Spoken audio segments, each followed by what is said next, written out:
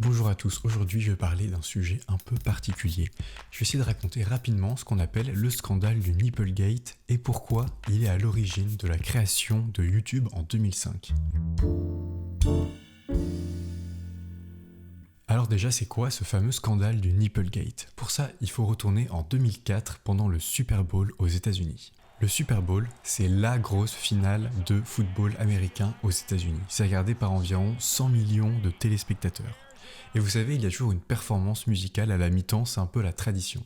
Et au début du Super Bowl, c'était surtout des fanfares qui jouaient à la mi-temps. Mais à partir des années 90, ils se sont dit ok, on va monter d'un cran, on va carrément demander à Michael Jackson de faire un mini-concert pendant la mi-temps. Ça a tellement bien marché qu'on dit que l'audience à la mi-temps cette année-là était même plus importante que l'audience pendant le match. D'ailleurs, cette performance, elle est devenue un peu culte dans la carrière de Michael Jackson et même dans l'histoire du Super Bowl. Mais tout ça, c'était en 1993. Et si je reviens au sujet de la vidéo, le Super Bowl qui nous intéresse, c'est celui de 2004. Cette fois, on a la sœur de Michael, Janet Jackson, et Justin Timberlake qui chantent le tube Rock Your Body. Jusque-là, rien de spécial, mais à la fin du morceau, Justin arrache le bustier de Janet et fait apparaître son sein.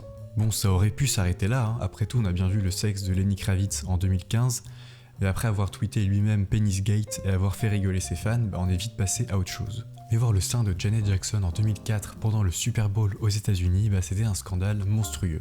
Et ça va aller très loin cette affaire, parce que la femme du président américain va dénoncer la chaîne, CBS va devoir payer une amende de 500 000 $.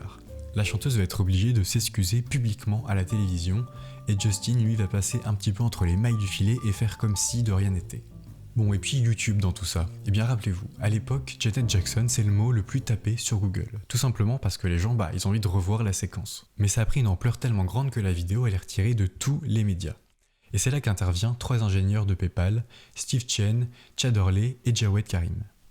À la base, ils avaient créé un site de rencontre qui s'appelait TuneIn Hookup où en fait tu pouvais poster une vidéo de toi pour trouver un date. Mais bon, ça marchait pas très bien. Et quand l'affaire du Nipplegate éclata, Jawed Karim, comme tout le monde, il voulait revoir la séquence, mais c'était presque mission impossible sur internet à l'époque parce que soit la vidéo elle avait été retirée, soit elle était d'une qualité médiocre.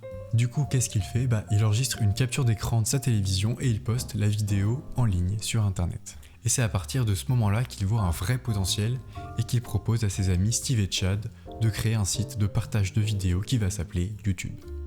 Alors pourquoi ce nom ? C'est tout simplement la contraction de You pour bien rappeler que c'est l'utilisateur qui est au centre de l'expérience, et Tube pour faire référence au tube cathodique, parce que c'était cette technologie à l'époque qui permettait d'afficher des images sur un écran. Voilà, YouTube est né, les bureaux sont situés au-dessus d'une pizzeria en Californie, et la première vidéo est publiée le 23 avril 2005. Et à partir de ce moment-là, tout va aller très vite. La même année, une vidéo atteint pour la première fois le million de vues, et en octobre 2006, donc seulement 1 an et demi après la création de YouTube, Google rachète le site pour 1,65 milliard de $.